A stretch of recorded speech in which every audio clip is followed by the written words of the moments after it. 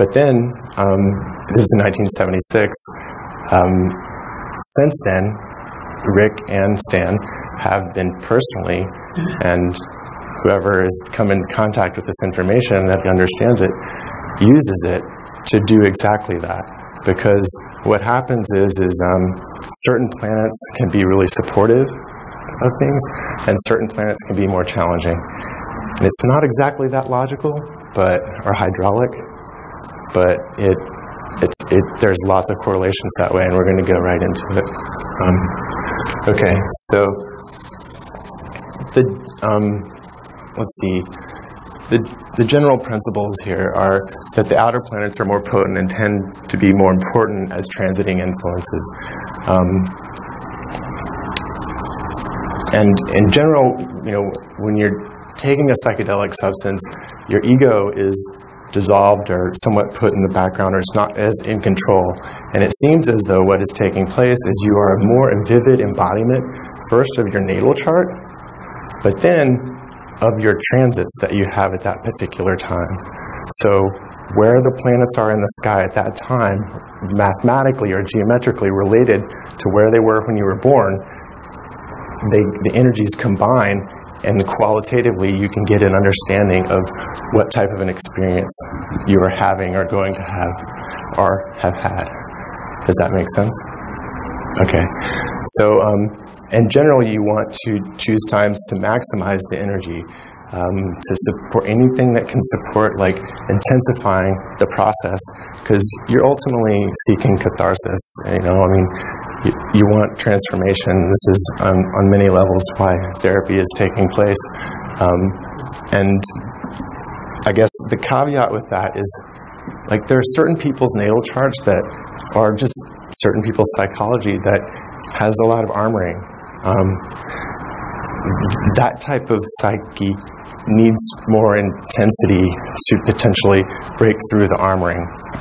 There are other people who are highly sensitive psychically that are not very armored and are almost defenseless in ways where they kind of can take in too much energy a lot.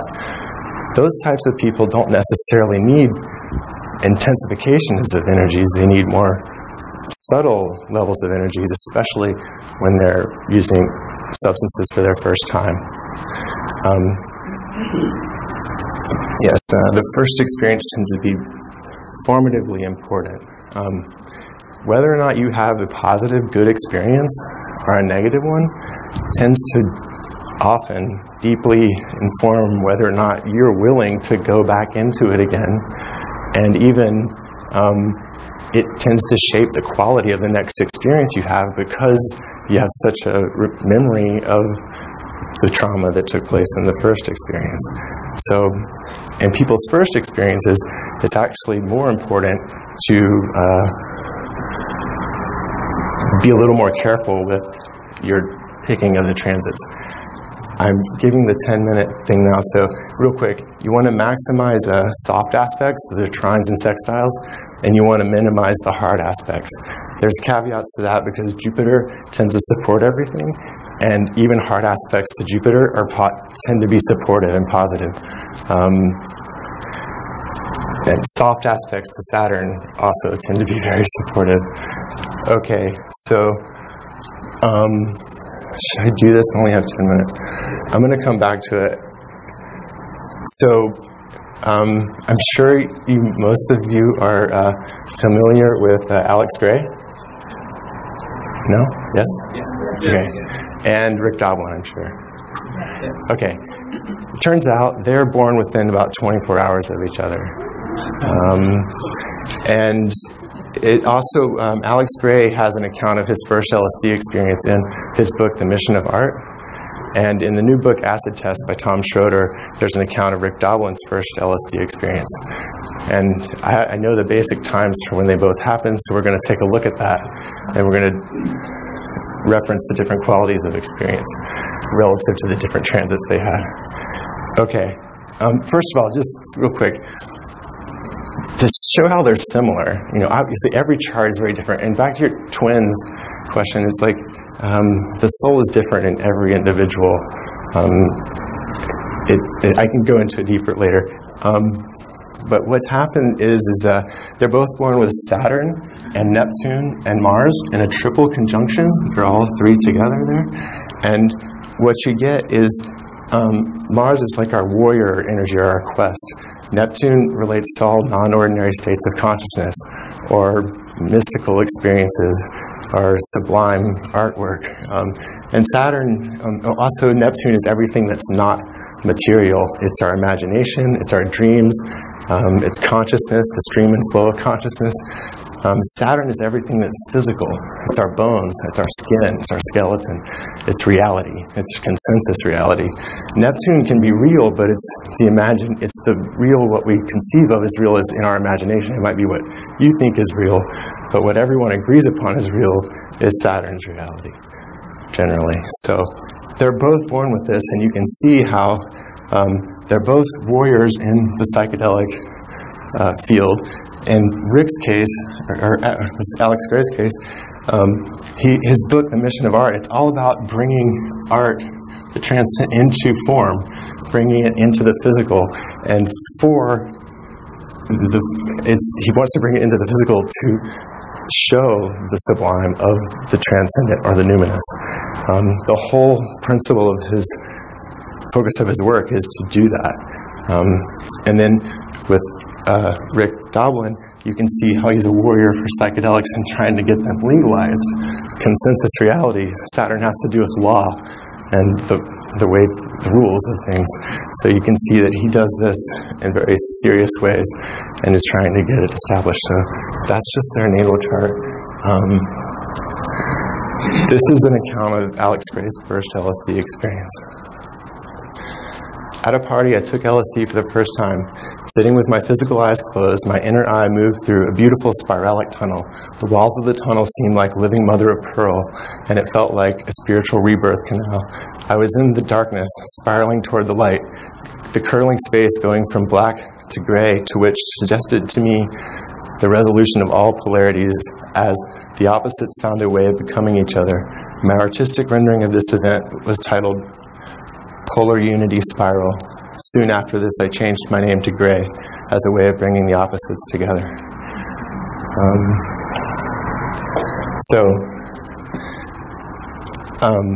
You can see here, this is Alex's natal chart. These are where the planets were in the month or so that he had his first LSD experience. Neptune, the non-ordinary states, the imagination, the womb, is right on his sun. Also, Uranus is the planet that liberates or awakens. It is conjoining his natal Neptune. He's also born with Uranus square Neptune, so he has it in his natal chart, and this Uranus is liberating, awakening the spiritual insight and trajectory of his life. He talks all about it. But one other thing, Saturn breaks, Saturn-Uranus tends to be like breakdown of worldview or breakdown of structure, and the Uranus the liberating it, revelation into the new. Sorry, I'm trying to hurry. Okay, this is interesting. This should play his video, but it's not. It's just Alex Gray talking, so no, go back. Mind lattice.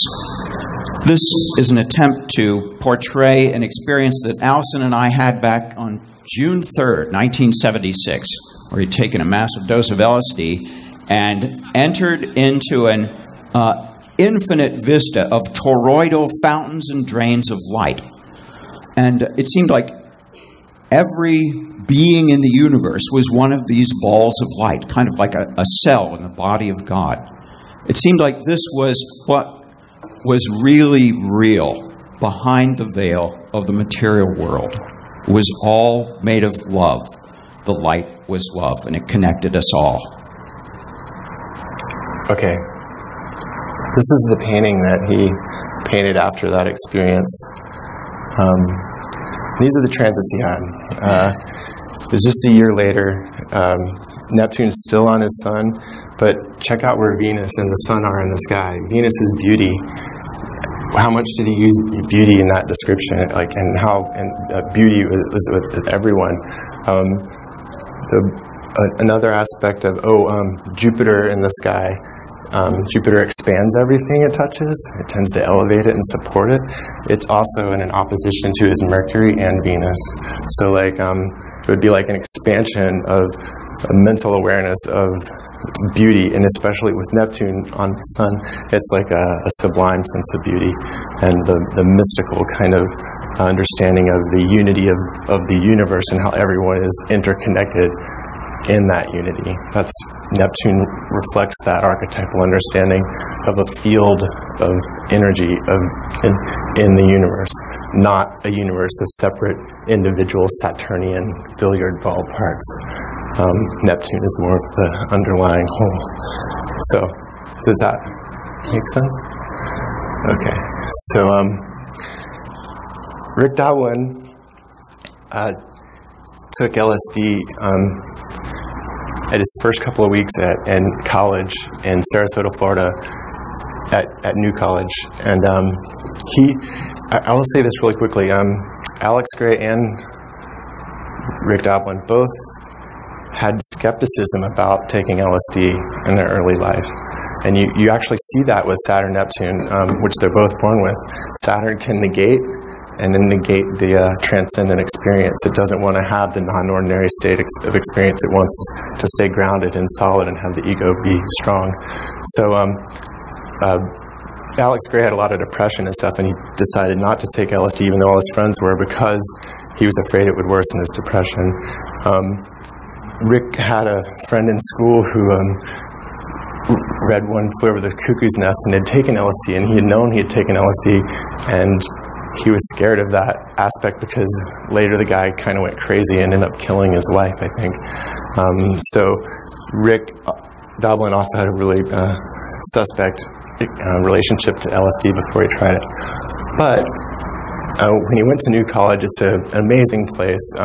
It's very free. It's a lot like San Francisco, believe it or not. And the cops there were supportive of people taking substances, actually. It was pretty amazing. They would like the RA would take you to the cop, or the cops would take you to the RA, and they would try and sit for you rather than take you to the police or to the hospital. So he took the acid with a friend on Saturday afternoon, a few weeks into his freshman year. As the drug took effect, waves of something powerful swept him away from him, or at least the place he'd always uncritically, thoughtlessly accepted as himself. Trees breathed, and furniture had an attitude. The sky throbbed. A thriving, heaving universe seethed around him. It was scary, but also fascinating. All the markers of normality had jumbled into a calamitous confusion, but paradoxically, some things gained remarkable clarity. Looking at his companion, Rick saw not just the physical attributes of the outer person, but the inner qualities as well. Not deduced them, but saw them. He couldn't grasp exactly how, but the drug effects, while confusing, seemed to lift him out of the ruts of his normal mindset, allowing him to see himself as if from a distance.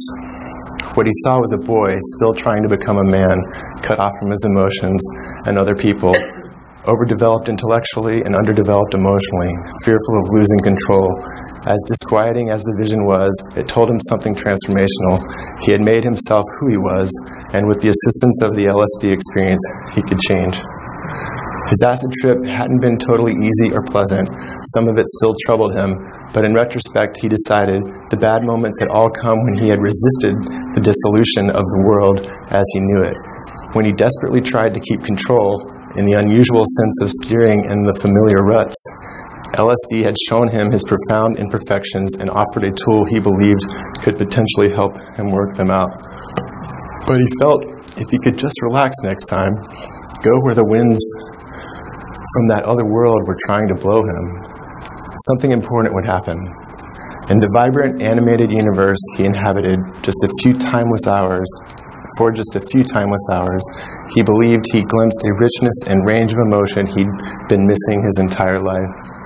In his second LSD trip, once again, he thrilled to the vividness of the colors, the animation of objects normally perceived as inanimate. the unfamiliar intensity of sensations and emotions. Once again, just as he had connected with his riotous roiling reality at the border between him and it, began to disappear. He realized that with expansion came disillusion. He panicked, seized up, fell into a defensive crouch, then held on miserably, afraid the drug's grip would never loosen, hating himself for being a coward. I was bad. I was weak. I was unable to do the work that needed to be done. Instead of getting easier with each trip, he hit the wall sooner and harder. It went from like 6 hours to 5 hours, from 5 hours to 4 hours to 2 hours. And then I would just have to be holding on because the LSD was still going, but I couldn't let go. And I would just feel a total failure. So then I decided, okay, I needed to do that again. But what kept happening was that I would get stuck at earlier points in the trip. It would be like the same theme. Rick says the memory of the frustration still vivid 40 years later. He could see the path ahead, diminished ego, more openness, and increased empathy, the ability to see eternity in the now and lose his fear of death. Okay. Yes. Thanks. So you might see there's a little bit of a different flavor to Rick's experience. And interestingly, there's still a Jupiter-Neptune on the Sun. This is just the beginning. Neptune had come as close as 4, I think, earlier in the year. But Jupiter is right on his Sun. But what is also happening in the sky is Saturn is in an opposition to his Sun and in an opposition to Neptune. So all of the difficult aspects of the experience, the entrapment, the feeling of seizing up, of feeling, go back and read it. Let's see, the fact that it's 40 years later, Saturn has to do with time. Oh yeah, question, please. So similar to Alex's grade. Saturn, Neptune, and Mars. It was the same in Alice. Yes, yes, exactly. Is his natal chart? Yes, their charts are exactly the same, except Rick's moon is at 3 degrees Libra, and Alex's moon is 20 Virgo. So in 24 hours, the moon moved from Virgo to Libra. It's really the only difference other than the placement of it. They're both born close to 9 a.m., so it actually makes the structure of the chart really similar. So it makes it a really fascinating comparison to look at because, you see, Rick Doblin, he had a really difficult experience, obviously, but he, being Rick Doblin, wasn't afraid to go back into the experience. There was one line in there where he says that if he knew if he did it again, that if he would trust himself and not try to control his Saturn, if he would trust the winds that were blowing from the Neptunian winds of the experience, of the flow of consciousness, then he would have an easier time of experience. Yes, please. Hi, I'm just wondering if later in life he felt like he did overcome this frustration? I imagine so. I don't know Rick very well at all. I've met him twice. I do know that in the next year, I believe, in 1972, he went to Esalen to meet with Stan Grof, and Stan helped him, I'm sure, navigate and negotiate a lot of those difficult experiences. He actually had a counselor at New College. This is how the way New College was, is he went to his counselor. He was going to drop out because he was having such challenging LSD experiences. And his counselor suggested that he not drop out, but he gave him Realms of the Human Unconscious by Stan Grof, which had not actually been published or has just been published. And Rick took it and went to meet Stan and figured a lot of things out, I'm sure. I don't know the rest of that part of the story. I'm fascinated by it, though. Can you just explain again what the inner and outer circles represent? Yeah, sorry. This is Alex Gray, or this is Rick Doblin's natal chart. So this is where the planets were on the day and moment of his birth, and the place, and the time and place of his birth. This is where the outer planets were in October, late October, early November of 1971, which is when he first took LSD. He said it was in the first few weeks of college. He said also that he didn't know if it was October or November, but I know that it was on a Saturday. So I picked the 23rd because I figured if it was the 30th, he would remember it was before Halloween. And I don't know, it doesn't actually matter because these planets don't move very fast. It's only the inner planets that move by day and month and week that you need to be concerned with, which are important, but we don't have time in this lecture to go over.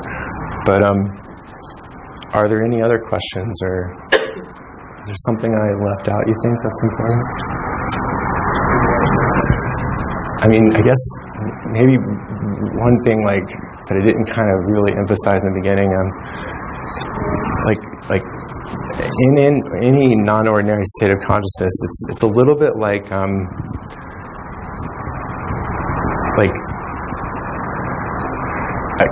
going to use Rick's line. It's like sticking a lightning rod up to the heavens and pulling down like the direct kind of source energy of who you are.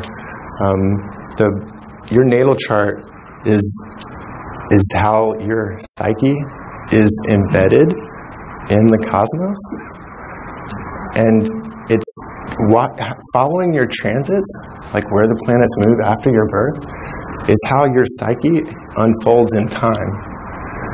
And so if you study this relationship, you can become aware of the timing of how your psyche will unfold in certain ways. It's not a concretely predictive science. It's a poetic science, and it's archetypally predictive. It can predict archetypal qualities and characteristics of planetary alignments, but it can't predict the exact outcome. Like, you couldn't look at these two charts and say, one's going to be a brilliant mystic artist with this combination, and one is going to be a psychedelic pioneer trying to get psychedelics legalized. But both are accurate for those archetypes in that combination. So that's the multivalence of archetypes and the multidimensionality of the way they also come through. Chad, I had a question. So could you go over, so if somebody's going to take psychedelic, what are the transits to look for, like in the beginning and then maybe a later trip or whatever? And that, Rick has a couple of great lectures on that. The one transit that he actually warns against for your first time is this exact transit, Saturn and Neptune, that Rick Doblin actually took his first LSD under. So it shows you right there, like, he had a very difficult, very challenging experience. But the positive aspects of Saturn was he was able to gain objectivity of himself. Remember, he saw himself as a boy, intellectually mature but emotionally immature. So he was able to gain distance and self-reflective capacity to understand how he's maturing. Maturation is Saturn. So Saturn-Neptune actually is one that's really challenging, because Saturn is the physical world and Neptune is everything that's not physical. And just to get those to come together is challenging. One is the ideal and one is the actual reality. And a lot of people who are born with it can be really pessimistic because they don't see the reality living up to the ideal. There's many more. Go ahead. Wait, sorry, the mic's over there. Yeah, go ahead. Hey, Chad. You mentioned trying to minimize hard aspects and maximize softer ones. Mm-hmm. And I wonder, I mean, if all of the archetypes have light and dark elements, and I mean, if these guys had maybe had that knowledge and done that, not had the experiences they had because they tried to program their trips, wouldn't have become who they became. Like, how much does it really make sense to try to write that story and not just kind of leave it up to chance? It's a great question. I don't know the answer to it because obviously, like, Rick's karma he didn't need astrology. He doesn't believe in astrology, actually. But what's interesting is that if you know you have difficult transits and your psyche is fragile, it can be really helpful to not do the psychedelic in that state, to wait for really supportive transits from Jupiter or Uranus. Like, really supportive transits on Uranus and Jupiter tend to be like, wow, like peak experiences. Jupiter's like the top of the mountain, incorporating larger holes, and Uranus liberates that. The history of flight, the history of rock and roll, really scientific breakthroughs are Jupiter-Uranus. When Stan Grof first took LSD in 1955, Uranus was conjoining his Jupiter, and he saw a Big Bang and the cosmos evolve in front of him and was absolutely changed. If you read his description, it's like brilliance of light and color and geometry, which you often get with Jupiter-Uranus combinations. So the Jupiter-Uranus alignment tends to be really supportive, but in general, the outer planets, any aspect from Pluto can be really intense and cathartic. Even if it's a hard aspect, it may be really challenging, but if you're looking for transformation, you would want to encourage that. If you're looking for something more subtle, you want to encourage Neptune transits, or if you need to kind of an entrance into the mystical or outside of your ego boundaries, Neptune can actually be really helpful and healing in that way. All of the archetypes have healing and challenging qualities to them. Just go ahead. I'm sorry, the mic's right behind you. But, Hi. So, in the prior question, you mentioned that it's the natal Saturn that you have to watch out for, especially with a opposition Neptune. Is one of the is it native Saturn that's pretty sensitive? Do you have to watch the arrangement with your natal Saturn and with whatever else, and especially Neptune opposition? You made me realize something that's really important. It's not actually as important whether it's a transiting planet or the natal planet. When a transit happens, okay, both of the archetypes are embodied. They're mutually activated. Even if it's a transit, like say something transiting to natal Saturn, you want to pay attention to that because it can be just as challenging as a transit from Saturn. Okay. Does that? That helps a bit. And also, do you think there are positions in a moment or timeline of now where there are squares or grand squares or something where planetary origins could make it difficult for many people of different natal arrays to have a psychedelic experience that was conducive to something positive? Yeah. Actually, this alignment right here, the Saturn-Neptune, this happened at the end of the 60s. This was like when John Lennon declared the dream is over, and heroin came into the psychedelic community and really dampened a lot of the excitement that was born in the 60s. A lot of the drug overdoses took place on Joplin, Hendrix, Morrison, all during this Saturn-Neptune alignment, which is a negative drug experience. But also the end of the dream, that's important, and we're actually moving into a square of those two planets right now for the next year or so. But I want to emphasize something really, it's more important than that. During the 60s, these two planets, Uranus and Pluto, were in a conjunction. It's the most potent alignment you can have, and it was from 1960 right through 72. The entire space race, civil rights, women's rights, gay rights, all of the liberation comes from Uranus. Pluto intensifies it. Pluto is also the libido. You had the sexual revolution take place in the 60s. Okay, so that was in the 60s. Since 2008, they've been in their first hard aspect alignment since the 60s. So from 2008 up till like 2019, 2020, they are in hard aspect alignment. And what's happening today? We have the first resurgence of psychedelic research since the 60s. So the liberation that took place in the psychedelic revolution in the 60s is now also being re-looked at during this revolutionary time period. Look at what's happening in the Middle East, the Arab Spring, Occupy Wall Street, even the environmental movement. There's a lot of revolutionary energy that's similar to the 60s that correlates to the Uranus-Pluto hard aspect that we are right in the middle of, and will be strong for the next 4 or 5 years, be really strong 2016, 2017, after the Saturn-Neptune square over the next year or so. We have time for 2 more questions. I just kind of doubled. That's okay. So their stage of liberation, the 4th stage of labor process, is Uranus, or how does Jupiter act? Can it be also Jupiter?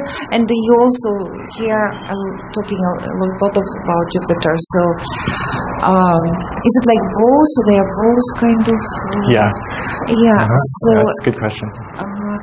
And so is planning like LSD treatment, so to say.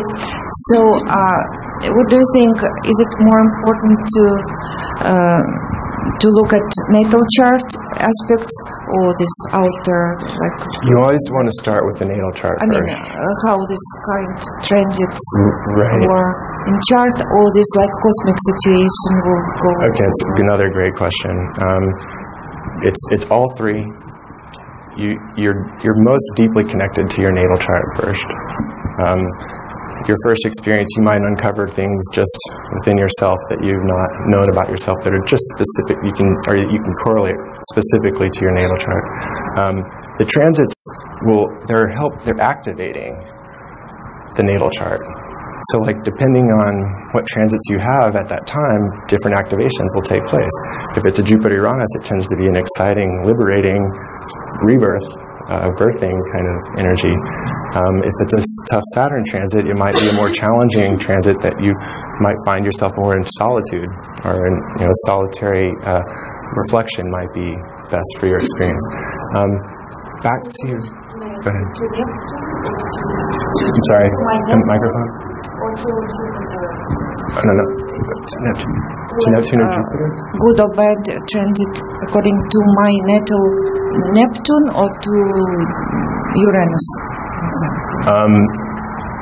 Any Uranus transit you can count on being liberating and awakening generally. It can be disruptive and unsettling and sudden and unpredictable, but it tends to be awakening and liberating. With Neptune, it might have to do with your imagination, your dreams, your sense of spirituality, your sense of connection to the transcendent, to the mystical. Your first question, though, Jupiter's involved the whole way through. Jupiter is the success of the growth of the fetus that triggers the contraction. So, on some level, Jupiter is involved all the way through. And on some level, all archetypes are not distinct billiard balls. They actually overlap. There are qualities of each archetype within others. Like the symmetry of Saturn, the structure of Saturn, has a beauty to it, which is Venus. So they're not distinctly separate. No archetype is distinctly, nothing in the universe is actually separate from anything else. I wanted to thank you very much. You're welcome. Thank you. My question is, how do you recommend nascent entheogenic journeyers access some type of astrologic charting? Nascent meaning, I'm sorry, I'm actually... Just starting at the last few years. I would check with an astrologer who is familiar with... And does this extrapolate to other powerful psychedelics, or just LSD? Yes, no, it doesn't even have to be a psychedelic. There are people who go into spontaneous, non-ordinary states of consciousness, and this is reflective of that as well. Your birth chart reflects your physical reality, your psychological reality, your emotional reality, and your spiritual reality. And it connects to all of those levels of reality. All of reality ultimately is informed by an archetypal background. So, was that helpful? Well, thank you very much, Chad. We have a round of applause for Chad. Thank you.